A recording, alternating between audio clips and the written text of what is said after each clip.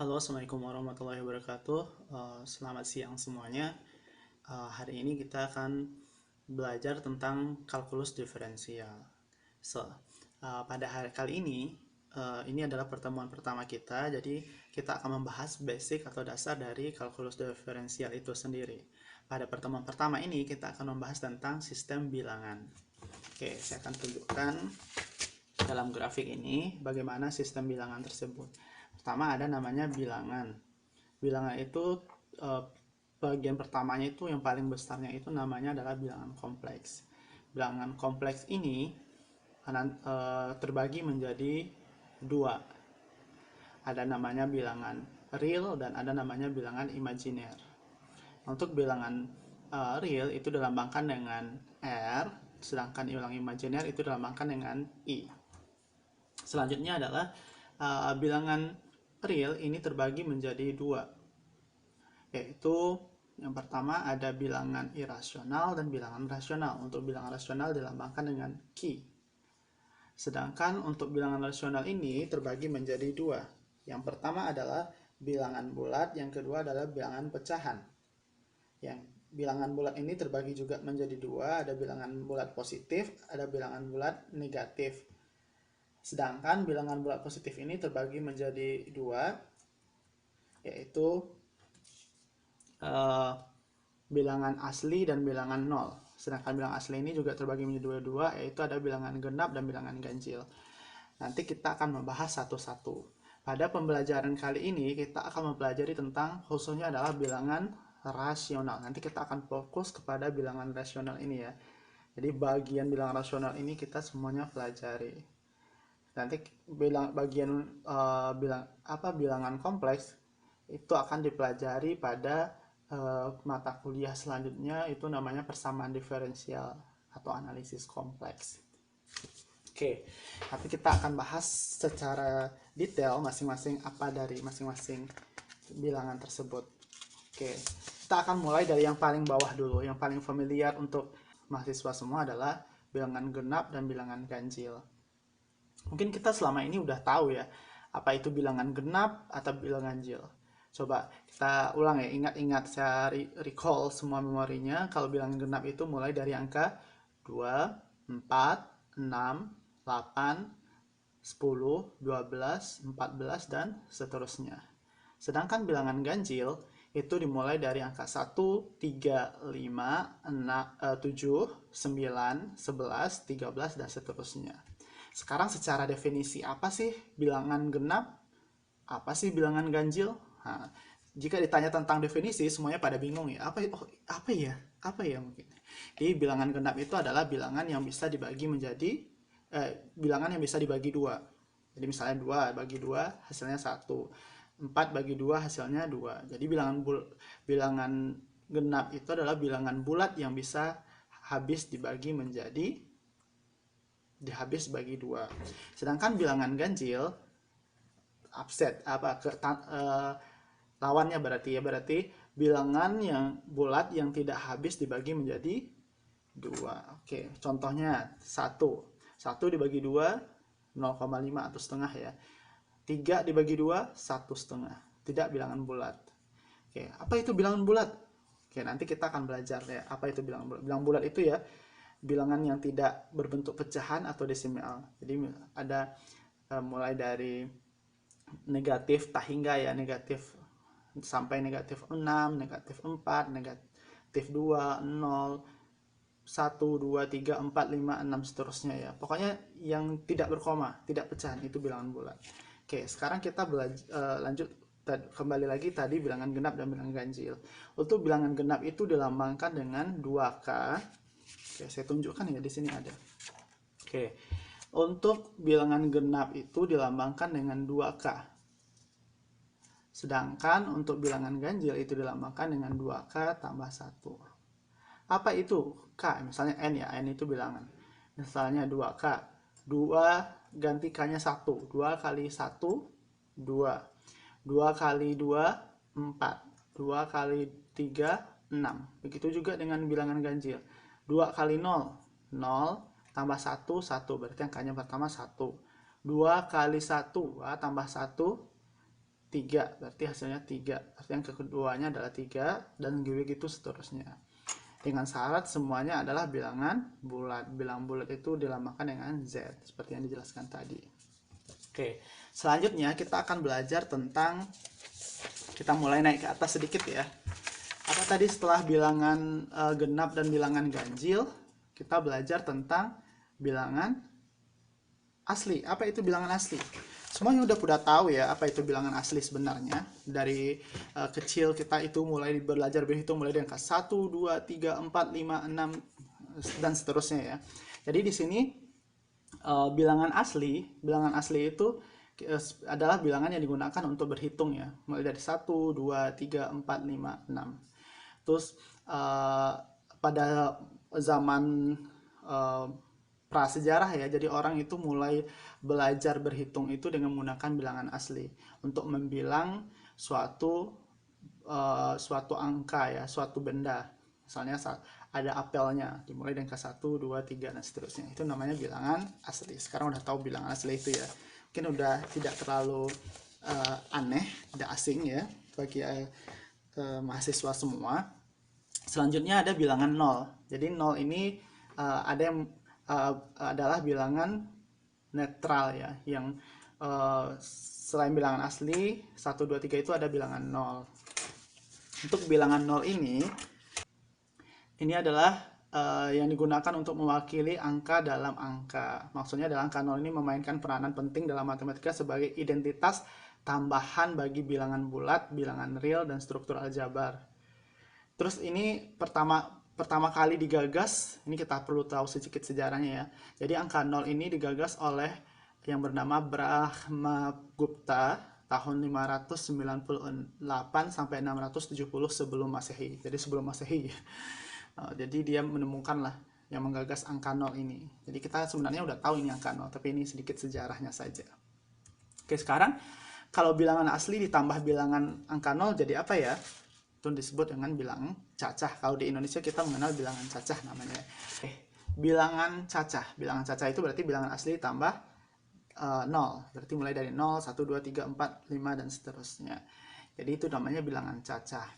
Nah, sedangkan selain bilangan cacah, di atasnya itu bilangan bulat itu adalah bilangan yang seperti tadi, dari negatif 4, negatif 4, negatif 3, negatif 2, negatif 1, 0, 1, 2, 3, 4, dan seterusnya. Sedangkan bilangan bulat tadi kan ada yang mulai dari bilangan cacah ya, 0, 1, 2, 3, 4. Ada lagi namanya bilangan bulat negatif. Itu yang bagian negatifnya. Negatif 1, negatif 2, negatif 3, negatif 4, negatif 5, sampai seterusnya. Oke, udah selesai tentang bilangan bulat. Udah paham ya apa bilangan bulat. Bilangan cacah juga tadi udah. Bilangan asli ditambah 0. Oke, bilangan bulat itu dilambangkan dengan Z ya. Z cantik seperti ini. Oke, udah kita tahu tadi tentang bilangan bulat. Selanjutnya pecahan.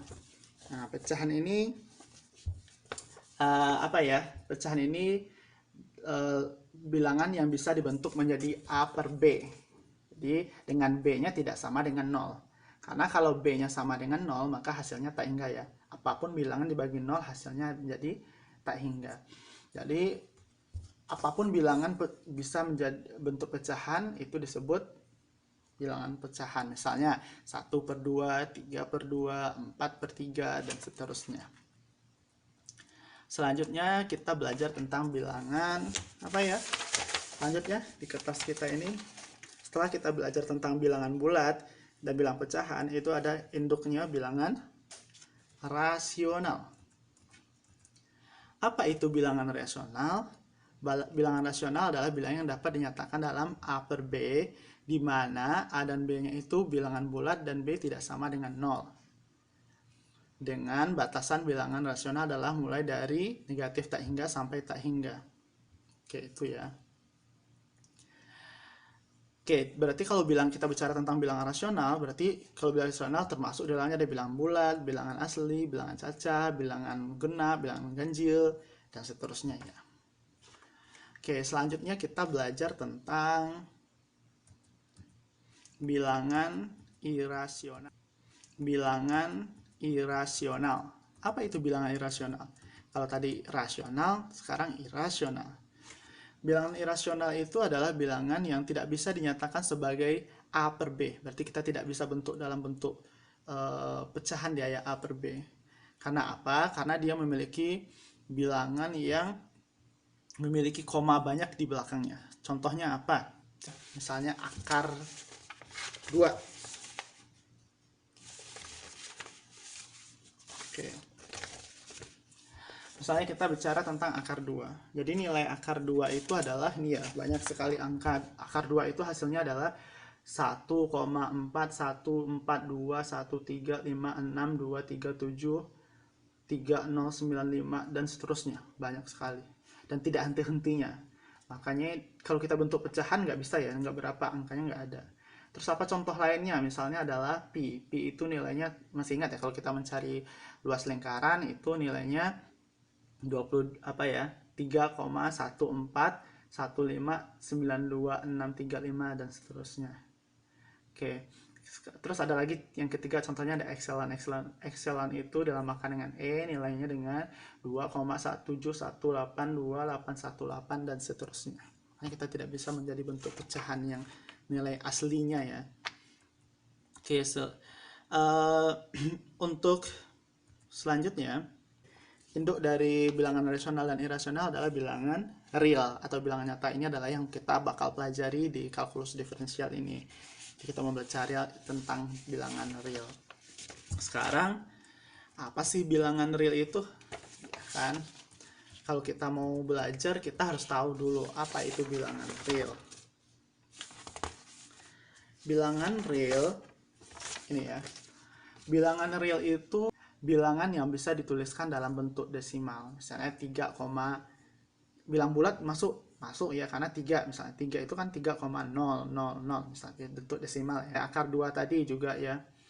Terus ada lagi nilai epsilon tadi ya, juga bilang bentuk desimal. Makanya dia juga bilang irasional termasuk. Bilangan rasional, bilang rasional tentu saja termasuk ya. Misalnya 3/4 itu kan 0,75. Jadi dia bisa dibentuk menjadi bentuk bilangan desimal. Jadi bilangan real itu bilangan yang bisa dibentuk menjadi bilangan desimal. Oke. Terus bilangan real ini yang paling populer itu diketahui dalam deret Cauchy, irisan, Dedekind, dan deret Archimedes. Oke, selanjutnya setelah kita tahu tentang bilangan real yang bisa dibentuk menjadi bilangan berkoma atau desimal, selanjutnya apa yang harus kita ketahui dari grafik tadi? Lawan dari bilangan real adalah ini ya, bilangan imajiner atau khayal, dilambangkan dengan I. Jadi bilangan imajiner itu apa sih? Oke, bilangan imajiner itu adalah bilangan yang memiliki sifat dari I kuadran, yaitu sama dengan -1, atau I-nya itu sendiri adalah nilai imajiner itu adalah akar dari negatif. Jadi kalau kita mencari akar negatif berapa sih? Nilainya nggak ada dong sebenarnya. Jadi dalam matematika, dalam ilmu-ilmu tertentu, kita menggunakan istilahnya dengan ganti dengan I untuk melakukannya ya. Kapan kita gunakan sih bilangan imajiner ini? Banyak digunakan di bidang teknik elektro dan di bagian gelombang fisika dan lain sebagainya ya. Misalnya epsilon pangkat I segala macam. Jadi kita bisa menggunakannya. Dan yang paling besar tentang bilangan apa? Seperti yang saya bilang tadi, ada bilangan kompleks. Bilangan kompleks itu adalah gabungan dari bilangan real dengan bilangan imajiner. Oke, jadi bilangan imajiner ditambah bilangan real ditambah bilangan imajiner itu namanya adalah bilangan kompleks. Jadi kalau bisa dinotasikan bilangan jadi kalau bilangan kompleks itu bisa kita bentuk menjadi A ditambah BI. I itu adalah imajiner, bilangan imajiner. A dan B itu adalah bilangan real. Oke, itu untuk pengenalan dari tentang sistem bilangan. Saya harap mahasiswa semua bisa paham tentang bilangan. Saya review lagi ya. Jadi dalam bilang itu ada bilangan kompleks. Bilangan kompleks itu adalah gabungan dari bilangan real dengan bilangan imajiner, dilambangkan dengan A ditambah BI. Nanti akan dipelajari di persamaan diferensial dan analisis kompleks ya. Jadi sedangkan bilangan real adalah bilangan yang bisa dibentuk menjadi bilangan desimal, sedangkan imajiner bilangan dari akar negatif. Oke. Sedangkan bilangan rasional, selanjutnya bilangan rasional ya. Bilangan rasional itu bilangan yang bisa dibentuk menjadi pecahan ya, A per B. Sedangkan irasional tidak bisa dibentuk menjadi A per B. Selanjutnya ada bilangan bulat. Negatif 4, negatif 2, 0, 1, 2, 1, 2, 3, seterusnya gitu ya. Bukan bilangan berkoma dia. Pecahan adalah bilangan yang bisa dibentuk A per B. Sedangkan bilangan bulat tadi tidak ya. Selanjutnya kita belajar di bilangan bulat itu ada bilangan bulat positif dan bilangan bulat negatif. Jadi yang ke positif berarti 0, 1, 2, 3, 4, 5, 6 seterusnya. Kalau negatif 1, 2, 3, negatif 1, negatif 2, negatif 3 dan seterusnya ya. Kalau bilangan bulat positif itu dibagi menjadi dua juga, ada bilangan 0 dan bilangan asli. Bilangan asli itu yang 1, 2, 3 dan seterusnya. 0 ya 0 ya. Terus ada bilangan genap dan ganjil. Bilangan genap itu adalah bilangan yang habis dibagi dua, sedangkan bilangan ganjil bilangannya tidak habis dibagi dua. Oke, itu review dari tentang sistem bilangan. Sekarang kita masuk kepada aplikasi dari contoh-contoh soal dalam bilangan. Oke, sebelum masuk ke contoh soal, kita harus mengetahui dulu ya sifat-sifat dari bilangan real. Apa sih sifat-sifat dari bilangan real tersebut? Ini bisa dilihat ya. Yang pertama adalah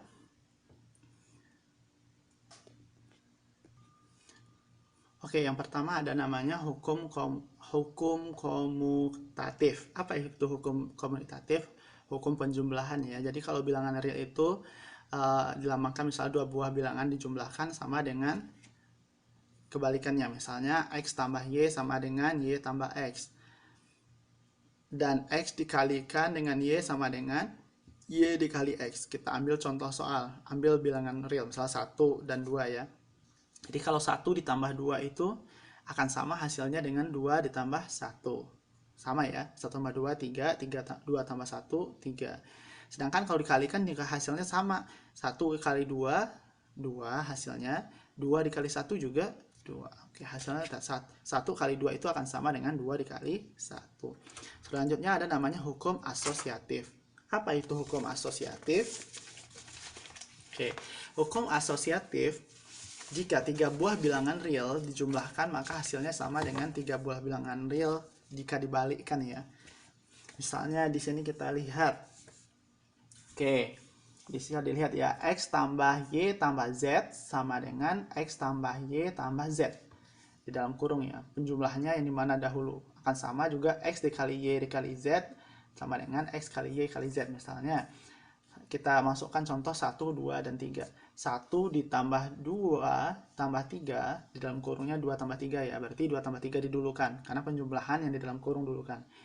Kalau dalam aplikasi perhitungan matematika, 2 tambah 3 hasilnya 5.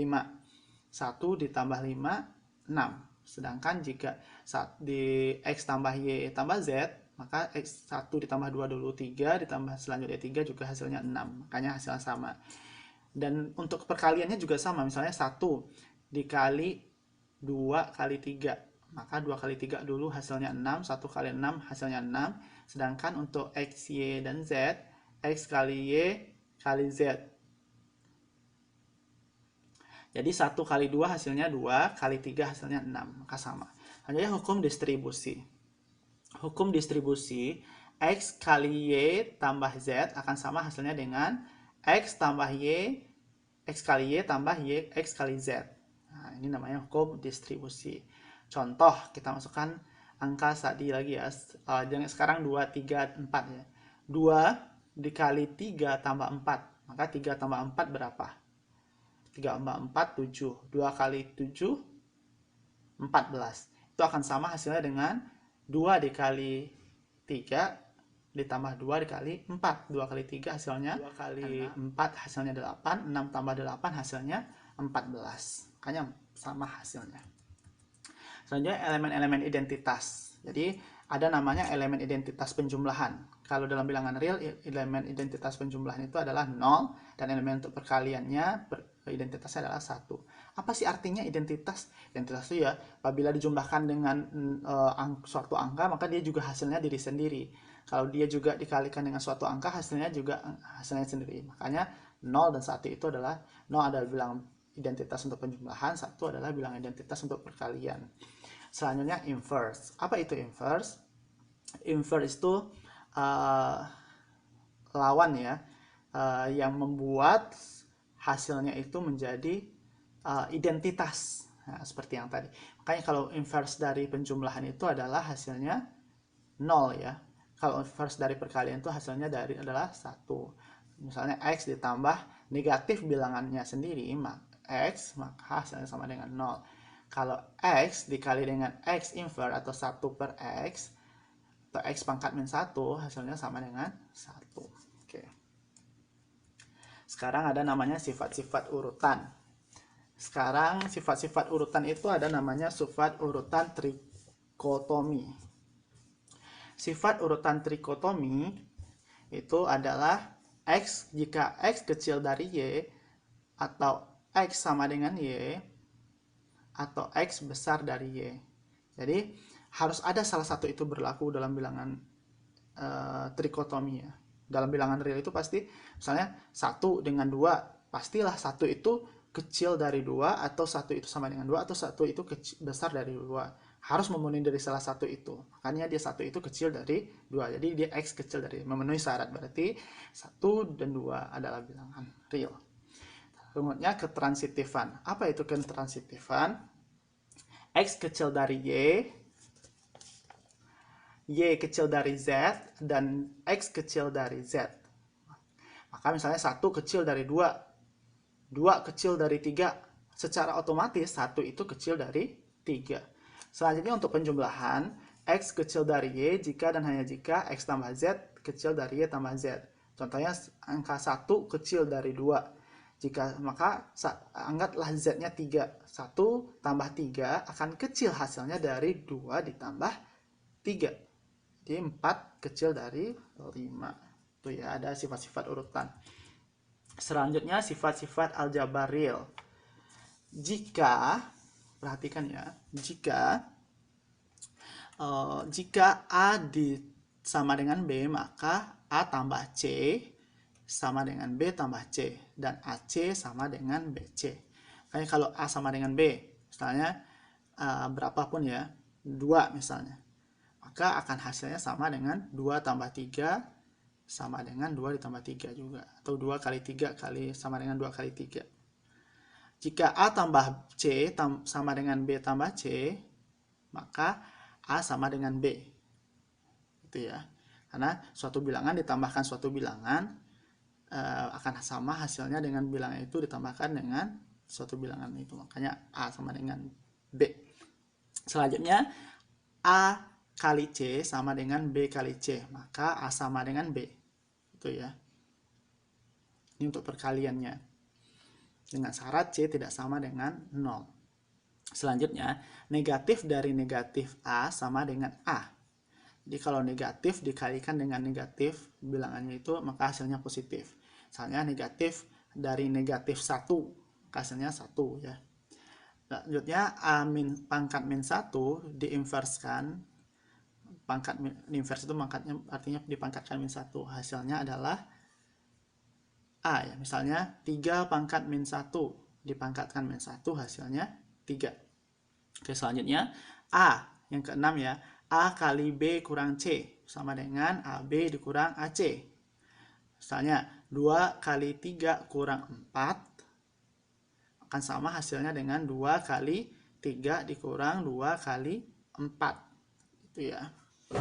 Untuk selanjutnya yang ketujuh, A kali 0 sama dengan 0. Jadi maka A sama dengan 0. Jadi kalau apapun dikali A dikali 0 sama dengan 0 dikali A sama dengan 0 ya. Jadi kalau apapun bilangan dikali 0, bilangan dari itu maka hasilnya yang ke-8.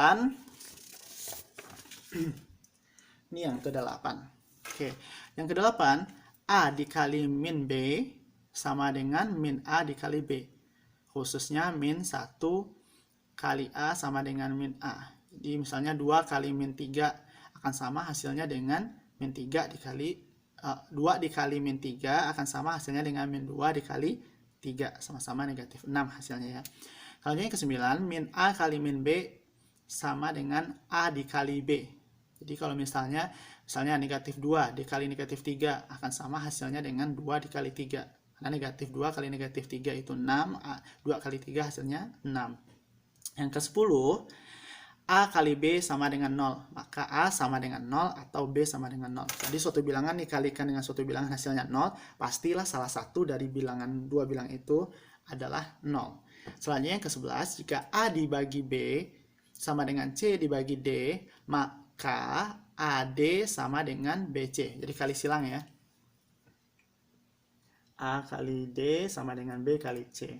Dengan syarat B tidak sama dengan 0 dan D tidak sama dengan 0. Kenapa sih syarat tidak sama dengan 0? Ingat ya, jadi kalau dibagi 0 ya hasilnya terhingga. Makanya dia nggak boleh dibagi pecahan itu tidak boleh sama dengan 0.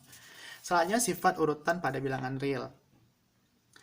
Jadi jika A kecil dari B berarti B kurang A positif atau B kurang A besar dari 0. Ingat ya, udah jelas ya. Misalnya 2 kecil dari 3, maka 3 kurang 2 hasilnya positif ya. Terus A kecil sama dari B, berarti A sama dengan B, atau A kecil dari B. Jadi kalau A kecil sama B, A itu bakal sama dengan B atau A itu kecil dari B. Kalau B besar dari A, berarti A kecil dari B, kebalikannya ya, atau B kurang A positif. Selanjutnya, aksioma urutan yang terakhir ya. Jadi jika X kecil dari Y dan Y kecil dari Z, maka X kecil dari Z ini namanya sifat transitif. Udah tadi kita pelajari ya. Jika X kecil dari Y, maka X tambah C kecil dari Y tambah C. Ini namanya sifat penjumlahan. Jadi kalau bilangan X kecil Y ditambahkan suatu bilangan yang sama, maka tetap hasilnya X tambah suatu bilangan itu tetap kecil dari Y tambah suatu bilangan tersebut. Begitu juga untuk jika X kecil dari Y dan C besar dari 0, maka CX kecil sama dengan C kecil dari CY. Ini sifat perkalian. Jadi suatu X yang kecil dari Y, jika C-nya besar dari 0 dikalikan ya suatu bilangan positif, maka tetap hasilnya suatu bilangan dikali X tetap kecil dari suatu bilangan dikali Y. Yang terakhir, jika Z positif, X kecil dari Y, hanya jika XZ kecil dari YZ. Jadi kalau X kecil dari Y dengan suatu bilangan yang dengan Z dikalikan, tetap XZ itu kecil dari YZ. Jika Z-nya negatif, ini kebalikan ya. Jika X kecil dari Y, terus Z-nya negatif, maka kebalikan ya, XZ besar dari YZ. Karena negatifnya makin besar. Contoh, 2 kecil dari 3. Z misalnya negatif 3. 2 kali negatif 3, kecil dari besar jadinya dari 3 dikali negatif 3. Karena negatif 6 kecil dari besar dari negatif 9. Oke, itulah pelajaran kita hari ini tentang suatu sistem bilangan bersama sifat-sifatnya ya. Semoga semuanya bisa paham dan mengerti. Saya berharap semuanya bisa belajar, diulang lagi. Kalau misalnya tidak mengerti, nanti kita diskusikan dalam kelas. Jadi di sini nanti itu untuk contoh-contoh soal kita akan bahas di dalam kelas pembelajaran. Oke, saya rasa cukup. Assalamualaikum warahmatullahi wabarakatuh.